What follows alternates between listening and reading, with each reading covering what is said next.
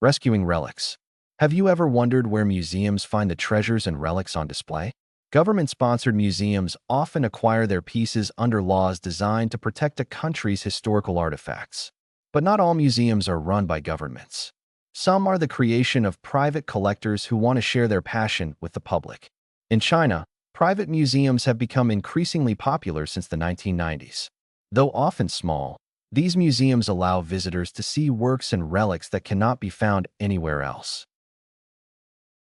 One remarkable example is Songtang Li, a collector who opened part of his private collection to the public. In 2001, Li transformed an 18th-century house in Beijing into the Songtang Li Folk Sculpture Museum. The museum showcases some of the finest examples of Chinese folk art he has gathered over his lifetime. Many of the pieces are architectural decorations salvaged from old houses and buildings around the capital. Whenever an old building faced demolition, Li would visit, carefully choosing items worth rescuing. Over the years, he collected thousands of folk art pieces, some more than 1,000 years old. Li's love of folk art began in childhood. The first objects in his collection were two stone gate piers that once stood in front of his house, carved with intricate historical designs. He viewed the piers as his companions, sometimes sitting beside them to tell stories. When the city ordered his family to remove the piers for street construction, Li's father allowed him to keep them, sparking a lifelong passion.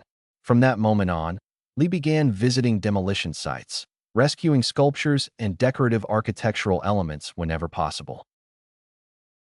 During the late 1970s, China's sweeping economic reforms led to widespread demolition and rebuilding in Beijing. According to Li, more than 90% of the old houses and temples in the city were torn down to make way for modern buildings.